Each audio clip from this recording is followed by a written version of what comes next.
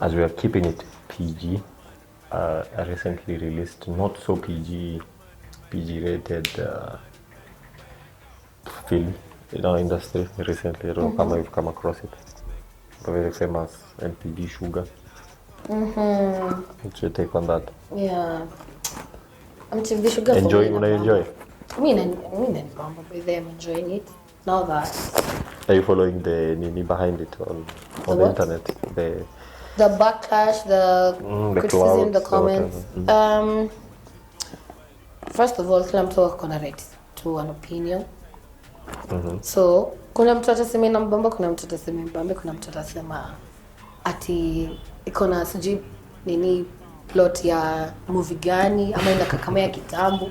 At the end of the day, people will still talk. But for me, inanibamba, inaleta such a modern vibe because no spoilers, but hata kwa episode 1 vile nani alikuwa kwa the strip pool, you know, something like that, especially in the mashariki side, for me was like, wow, tumefika hizi ends za kupost usiako kwa nini, you know, especially now that ni Kenya. Lakini watu wa mashariki tunajifanyanga nini sana, tunajifanyaga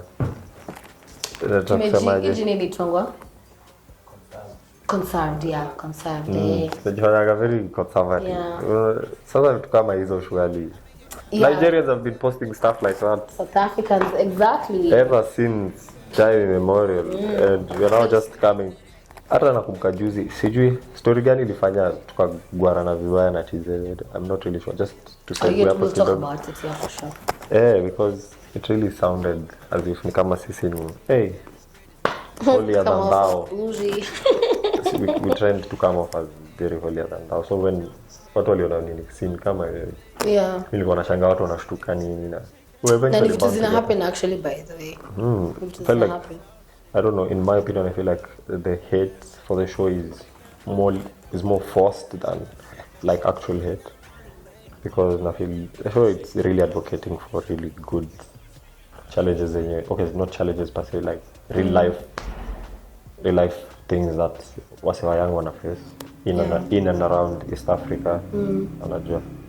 So me, in my opinion, I feel like it's a really okay show. Bamba, yeah, like pia location zao wame scouts ni city. Sasa ni kwa lakini tunaita mashariki and so far to involve Kenyans only. I don't know if the other one involved. But if you think about it, but just think about it. Okay, maybe the scenes ndo ameshutia Kenya. Again, no spoilers. But think about our say when you're kona accent ya coast. Yeah, no, maybe now tunajua kama coast. So okay, sasa sisi when you tunajua kama wa coast, but maybe sasa tolewa wapi? Someone like TZ or something. Hawezi. Walikuwa wametolewa TZ wa TZ wangekuwa na tu enjoy hivyo kwa mtandao. Okay, makes sense. You know the backlash coming back to the backlash, the back and forth between us and the Tanzanians. You know, like they feel like our Swahili is not really Swahili. I don't know what the backlash was about. But the beef yetu na TZ imeanza kitambo sana, like karibu kila mwaka lazima tu Kenyans and Tanzanians nini tu kuna back and forth. Narushiana subliminals, but in recent times more than just subliminals. It's like really it may take forefront to be serious. Even us, I don't know about the hacking of the parliamentary systems of the Tanzanian government. I don't know about that. Releasing mpaka unajua addresses na vitu kama hizo za by the way to Kenya government officials and it was, but ili bring you to up na vile akina nani walienda kina Boniface Mwangi walienda huko Makakarua kusikiza case court ya the Tanzanian guy. So that is when it started because they were deported. Wale deported alafu Boniface Mwangi na if correct me if I'm wrong, but her name is Agatha from UG. Pia yeye alinini. So yeye na Boni ndo wacho huko in what is the word? Abduction. Yeah. They were abducted or they were just detained officially? They say that they were abducted. Okay. Yeah, but of course unajua to media to try to protect them detained or whatever. But okay, did you get to listen to what Boni said happened to him? To be honest, I'm not sikuwa gitu wa kurukilia trending topics. Diona, I've been seeing the posts, but I really didn't delve deep into it. if you could have taken a listen. Ilikuwa what was it really talking about? Anaongelea experiences zake ama now in TZ wakiwa Agatha as detainees or abductees na government ya TZ. Ilikuwa really crazy, like. And to be honest, I don't really partake in such small ninis. I'm safe to express. Might be again controversial. Love me or hate me, but I feel umerudi home, you were detained. The first thing you do is to talk about it on social media platforms. Not really to talk about it almost immediately, but for him to even come out at this time means that it has taken a very strong point of view, especially on his mental, just to come out and create awareness about whatever that happened to him. Maybe it was a bit too soon for him to come out to media, but I feel like also it was, no, I can't say the right time, but it was a good time for him to talk about these things, because it might end up vile tu watu wabdaktiwa alafu wanarudishwa alafu hiyo story inaisha. Maybe sasa now he doesn't want it to end like that. At least aseme tu vitu zenye happening and then see makes sense, but mimi from the way I'm looking at it, you might call me whatever, but mimi naona kama alikuwa anatumia bado hiyo traction. There's still friction between these two. Let me cut in, nione kama kuna mtu atanisikiza, nione kama kuna mtu atanajua. And so many people venye nimeona kwa mtandao, so many people are like really sympathizing with him.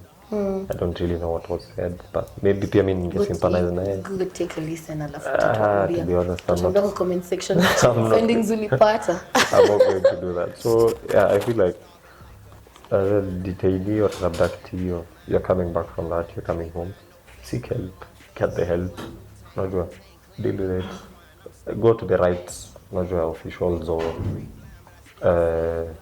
mali unaweza saidika, because I feel like Kenyans also on the internet are not of much help really, to be honest. Tuambiane tu kweli. Yeah.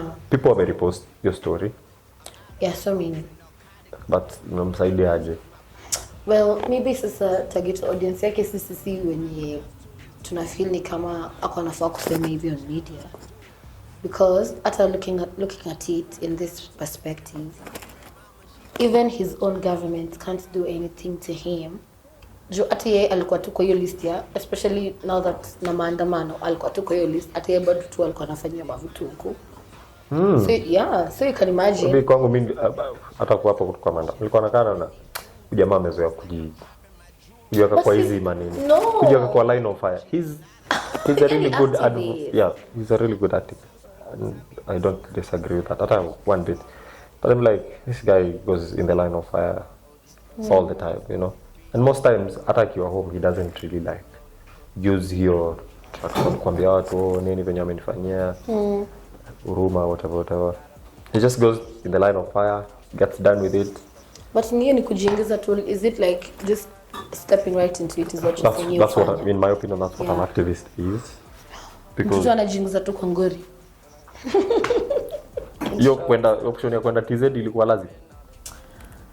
Tufanye research because that abuse kama ilikuwa must. Tufanye research tuone. Tufanye research tuone. Watu wengine labda hata wanaume kama hawana deal na mental health issues na to do it. Sijasema Boni hapo na ugonjwa wa akili.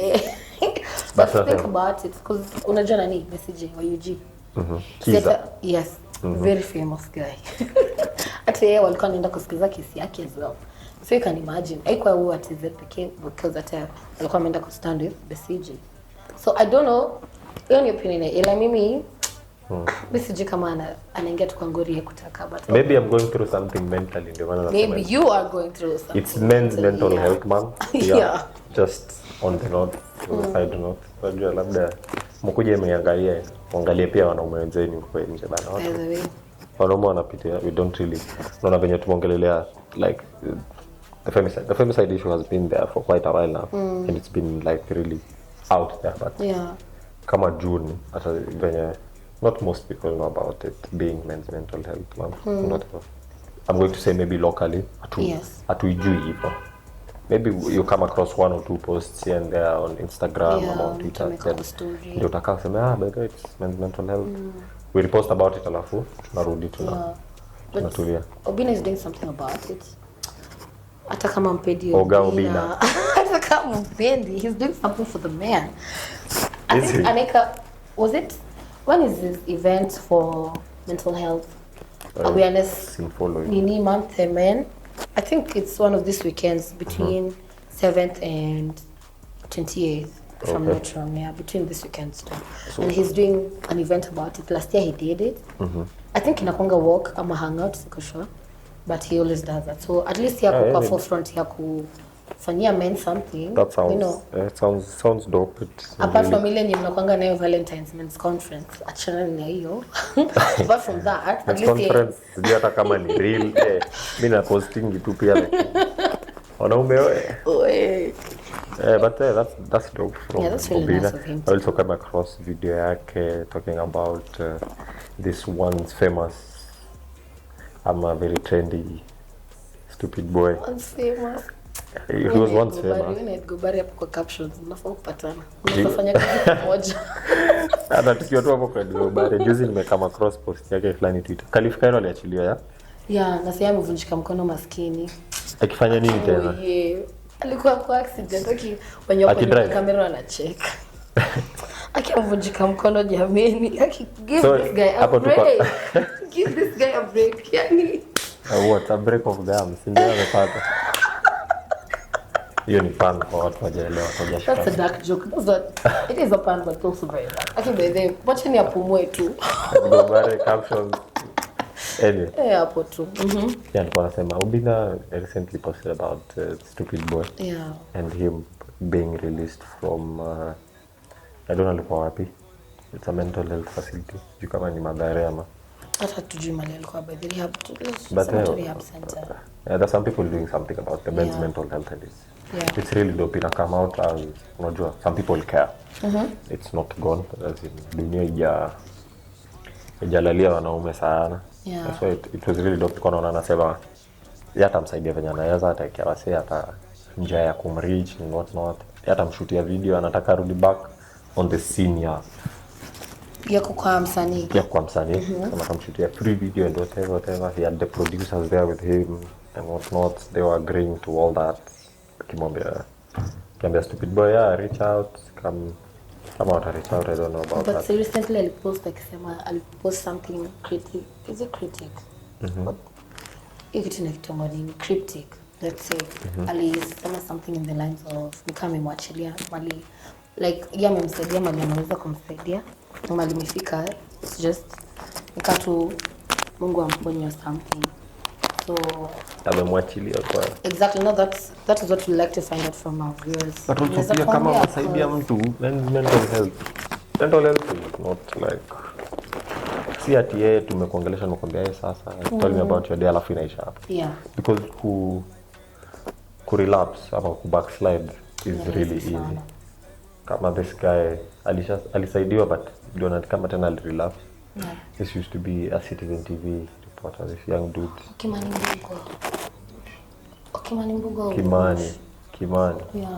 Yeah, alisaidiwa but relapse ilikuwa unajua haraka upesi juu mtu amekusaidia.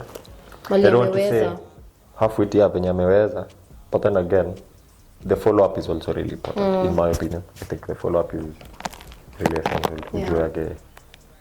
So kama in case ya Obina na Stupid Boy, I feel like the follow up would be really atujui behind the scenes whatever is going to happen. Labda yeye amesema tu kwa mtandao and what not. Follow up inaweza kuwa really essential. Ndio mse ku avoid hizo relapse na vitu kama hizo. Yeah, for sure. But at least wanaume naelekea mahali tunajaliwa sasa. Stand with me. Hashtag. Sio femicide peke yake. Yeah. Juu kuna also men need love. Lakini si love fake. Kama unapenda mtu penda tu. Ndio. Lakini pia umefanywa wafanyie zaidi. Yeye inamaanisha nini? Hizo ndio hizo Kenyan methali. Ndio hapo sasa mwenye amekufanyia mfanyie zaidi. Oh my god. Mwenye amekufanyia mwenye utapata next fanya times 2. Ni ngapi? Kenyan methali kweli. Umesikia gani by the way aliuliza Kenya? None. Speaking of that, what? None. To be honest, sijui nakwambia trending topics kunipita hivi. Hata sijui na ranaje. Sijui na pangaje host wa issue. Wacha tata host. Wewe mwenyewe ulisemanga unashindanga kwa simu the whole day ama the whole day. Nafanya nini kwa simu? Kila kitu iko kwa simu. Kila kitu iko kwa simu lakini kitu unataka kuniambia hata moja, yani tu moja. Niko kwa Twitter. Vibaya sana. Lakini Twitter yangu ni mpira na western culture. Mimi sasa kama iko mtu amepotoshwa akili na wazungu ni mimi sasa. Na hata usikie ibu kusema hapa. Nata sikia ibu kusema hapa. Mniwie radhi. Sasa natafuta kuhusu mwingine by the way. No, really listen just. The whole point on me agreeing to be the host for such a show was not try to get back in touch with my roots. Naila, mimi mtu nikisikiza radio, nyinyi mnasikiza netwangaje? Podcast. Radio hii Kiss 100 jam what? Unasikiza radio gani? Jambasta. Mimi sikiza Jambasta. Nilikuwa hizo nasikiaga tu kwa matatu. Mimi nikiwa mtaani niko breakfast club nini. Unajua unasikia 109.5. Hizo ndio zangu. Sasa unataka kuniambia hata ukisikizanga au waseju bado sasa Kenyan radio show. Si za huku mimi nasikiza za kule. Oh, breakfast club bro. Nilisikia breakfast club nikadhani energy ni tongwa. Aje. Energy asubuhi sijui nisikizage energy. Tuni labda tuambie. Inaitwa breakfast club as well, right? Yeah, sasa mna copy tu yani mnanifuata tu. Energy radio nimenami hapo locked in kumbe. Mnanifuata tu basically. Eventually pia nyinyi mtakuwa tu westernized. Mimi nasikiza breakfast club ya maju basically. Umse anaitwa nani Shay? Charlemagne the God. See the God. Not the God. The God small with the hata hiyo God haifai kwa wanapata kubakisha hiyo jina. Msewe wenyu vizuri akapewa out. Aliminterview vizuri. Unasema alimeinterview vizuri. Alikuwa Vile Jess na wewe msee DJ who? Wewe DJ nimeshika za Kenya by the way na sikuwa najua. Najua jina lake, yeah. Envy. Yeah, DJ Envy. Ukumbe huyo jamaa pia ako nini na anajifanya. Ni makumbusho. So yeah, it was a really intriguing POV BN on how things are back home. Na ni interesting kuna ana make nini kama hizo. Because mimi nilikuwa najua after Sauti Sol imenini watu wengine wataenda chini ya maji au kama hizo, but yamebaki very wote wamebaki very on top. Chimano anafanyia wase wa LGBTQ justice. Nani Fancy Fingers anatoa magitaa. Sababu yake Chimano nimesikia na wewe. Anatoa ngoma za LGBTQ like anasaidia that community, so hiyo community na appreciate na hata unaisikia na nini. Cuz utasikiza okay wewe vile uko sahi. Acha tutuongee kweli. Unaweza sikiza Chimano. Exactly your time inatoka. For you anyway, your time inatoka. True. So, Bien kwanza first of all, Bien aliput Waluya on the map. Bien, asante sana. Nasema mwana wewe to the world. To the world. You be haraka faster. Kabisa. Akaput Kenyans on the map. Alafu akaput Africans as a whole on the map. Because then na African mwingine ashafika misi. Please. Okay, I may represent East Africa Zuri very well. But I was thinking wanaenda go very controversial things. Yeah, but exactly na amefanya justice just to put us on the map. Amefanya justice. In my opinion, amefanya justice. Yeah. Maybe some other people might say hajafanya justice. I came across another tweet, someone saying pendelei zenye alianika issues zetu za about economy. Yeah. Really? But he also had a really good response to that. Recently saying, kama upendi venye mimi nimeifanya wewe ngoja yako. Because alinimaliza vile alinini. Vile alitoa mse Kakamega alimwambia tunaonanga Yesu la kila siku. That is true. Kiangalia. But ni ukweli hiyo sura tukiangalia takatuya mlunje fulani. We all came from home, Africa ndio motherland, unajua. Yeah. Wasemaga motherland. But we also just on the issue of interviews and unajua western shows na radio shows na kama hizo. I came across show fulani ya I don't know kama umesikia Drink Champs. No, not yet. I'm sure one of us our videos wamesikiza Drink Champs. Drink Champs ni more or less kama Breakfast Club, but they just bring an artist and they focus on his life, pre-career, during the career, after the career, and unajua they brought the famous reggae artist Buju Banton. Oh really? He really also advocated for Kenyan rights. Hata unaweza kuwa surprised. Buju Banton ni Jamaica, but he was like in Africa, countries like Kenya, South Sudan, and whatever, wanaumia.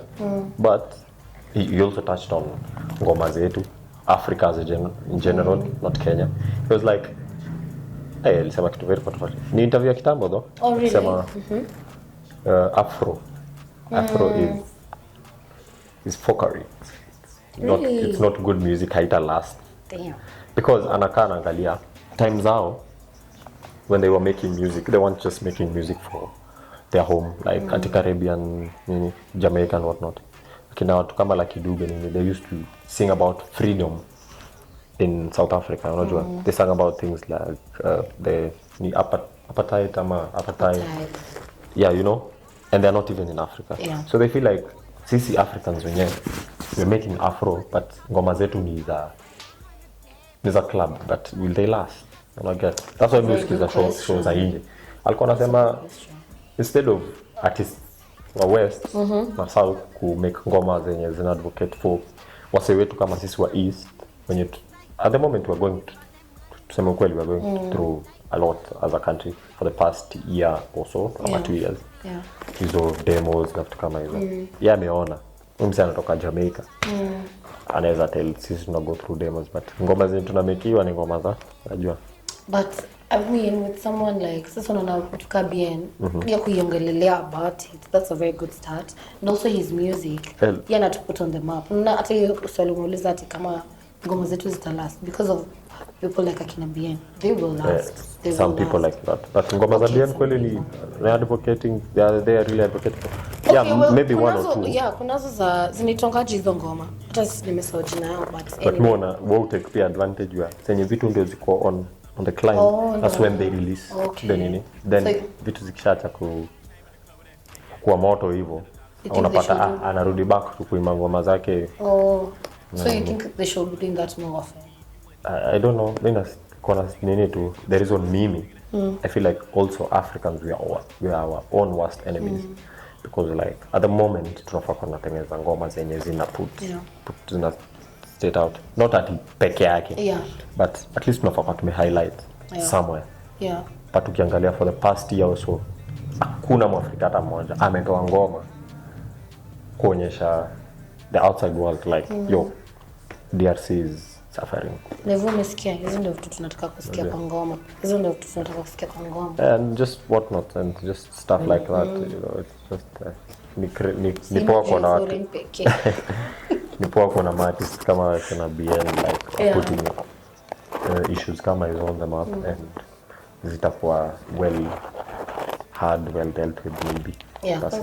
Yeah, for sure. Because speaking of at BN kwa Breakfast Club, mwana umsi anaitwa Sabato. Sijui ni nani.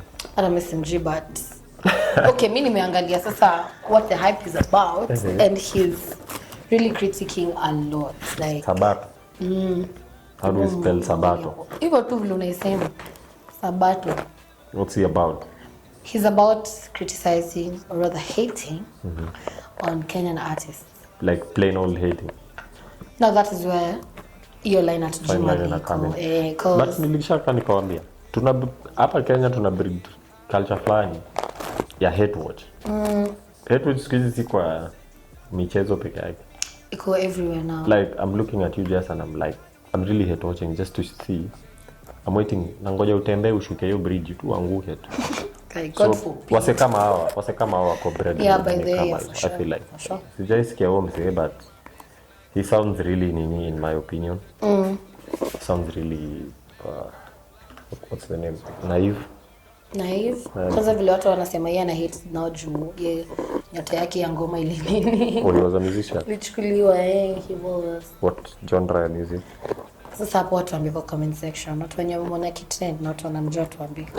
But mimi nimesikia tu nini wimbo kake moja kitry kuimba hapo. I mean, it explains why his career never took off, but watu watuambie. Just tell us at this point. Boom such hapo tuambie. But anyway, just to go on a tangent kidogo nataka kuangalia historia ya msee mwenye alikuwa Central Police. Akanini. Last night he was alive, the next morning he was dead. And Central Police yetu hapo. Hii hapa tu UN. Na apparently umbigiwa makarao anasema ati Chato nicheke kwanza. Anasema he committed suicide, and please correct me if I'm wrong again, but ali commit suicide by kujigonganisha kichwa kwa ukuta. And I'm just asking myself, like, how many times will you gonganisha your head kwa ukuta ndio udedi?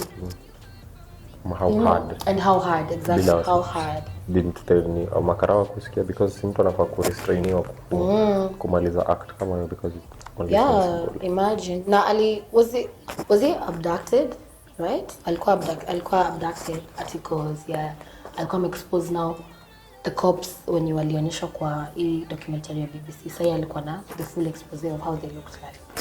So ndo akam abduct and imagine. It's a regular civilian, Is he? Okay, he is. Yes. So, nataka kusoma tweet moja pia na ili niguge ninasema. Dear Kenyans, say his name. Say his name. What exactly happened to Albert Ojwang? This popular ex-influencer was picked up by DCI in Migori on Saturday, transported to Nairobi and booked at Central Police Station. By Sunday morning, he was dead. Police claim that he injured himself overnight. We demand answers. This death cannot be swept under the rug. How many more young lives must we lose to this rotten system? Let me remind you, when we lose our fear, they lose their power. Please use whatever platform you can to demand for answers. This year, Kenya, we need answers. That is actually so crazy. Deep. Umetoa msee Migori. Manzo kamleta hadi nai. Msee angetaka kujinyuria angejinyuria anywhere between. Yeah, but they in the journey, right? Yeah. Kwa journey. Kama kwa cell ndio aliona ni I make sense.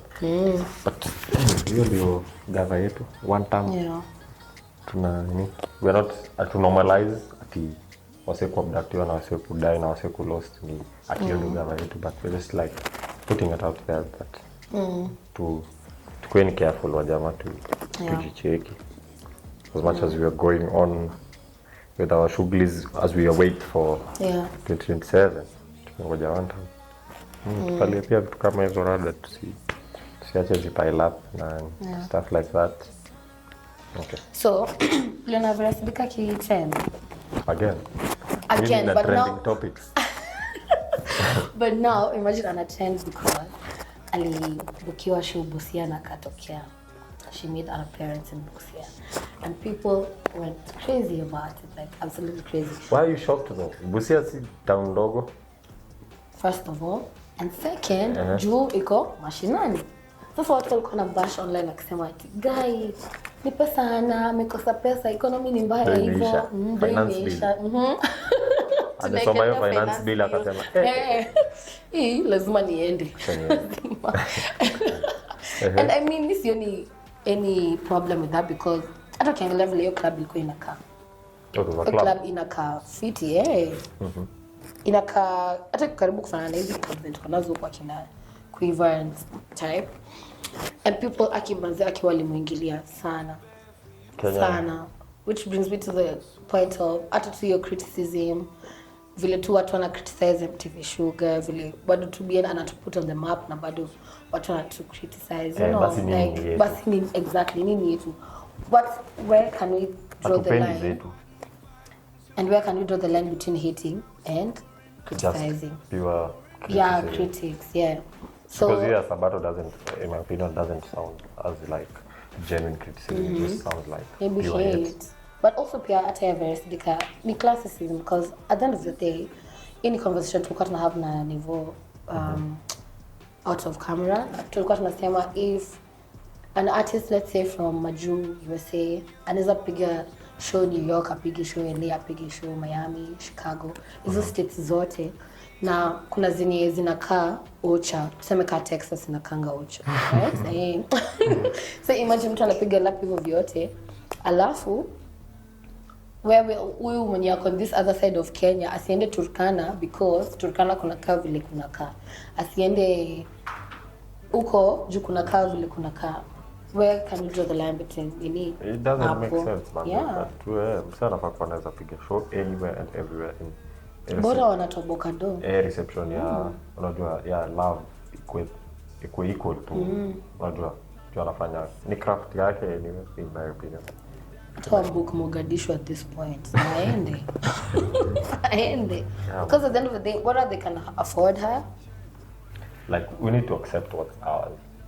It's time we accepted. Hiyo ndio yetu. BN ndio yetu. Huyo ndio wetu mwenye leo. Boris ni wetu. MTV Shuga bado ni yetu. Ni yetu. Even if we hate MTV Shuga Mashariki haitakaa kama the one in the south. Haitakaa kama the one ya Niger. Hata kama it's just one more point on that MTV Shuga. I really liked how in the first episode like they like paid homage to the initial one, the first one that came to Kenya back in 2011. They did. They paid homage by borrowing one or two scenes. Nilikuwa nauliza msanii out wamecopy one to one, akaambia hapana. Acha kuangalia angle. Angalia from this so angle. I feel like it's high time we accept it. We choose what's ours because hatujaichagua. Hata ukiuliza watu hapa nje, nini hiyo ni yetu? Hata kwambia genge tu. Kama hizo ndo zetu acha. Napenda kuhate sana. Napenda kuhate. This way, I'm the biggest hater.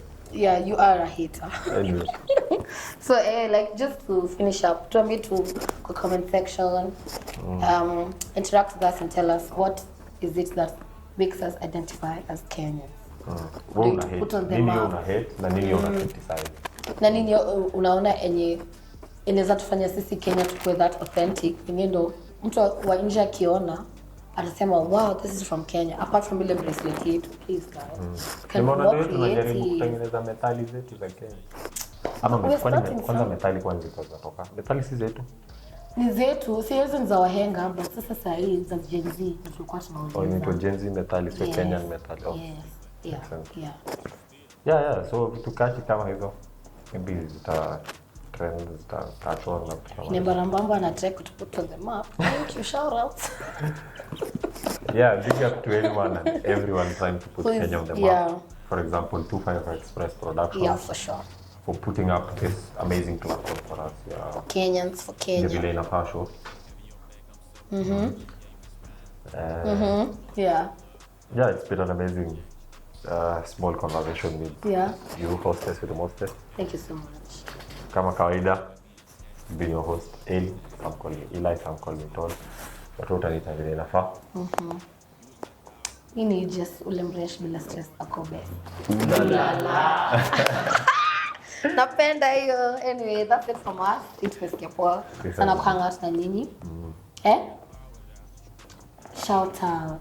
Naomba tupige shout out. Ilikuwa ni shout out mtu by. Thank you so much for reminding me. Kuna definitely please come correct me about your profiles and who you identify as because you know what I'm saying. But I want to shout out a certain person on IG and it was the Liquid Alchemist. Anatengeneza cocktails poa sana. Yeye ni mixologist, so Zo cocktail anazitaja, amesipia Kenyan name. Sasa hapo ndo kidogo, that's when I'm shout out at least kwa kiona. Kisikia ameita kitu hapo Bahama Breeze. But kuna cocktails hizi zinaitwanguka nayo. Ni sawa? Yeah, at least hiyo ni ya Kenya. Ndio nauliza tu Liquid Alchemist. Sasa hiyo ni jina yake, that's the profile name. Sasa zake maybe sasa kuja tuambie. Kama present cocktails hapo. Bebe kuja but dangu ilikuwa recently, so you know you can just send me something, you know. But shout out to you, by the way, you're someone we should work with, so shout out yako ndio safi. Follow them on Instagram at the Liquid Alchemist. Anafanya kazi poa sana, does events, does my sipping paint, you know, these are my events, so yeah. Shout out to you. Yeah. This has been Vile Inafaa Show, courtesy of 254 Express Productions. See you in the next episode. Kwaherini.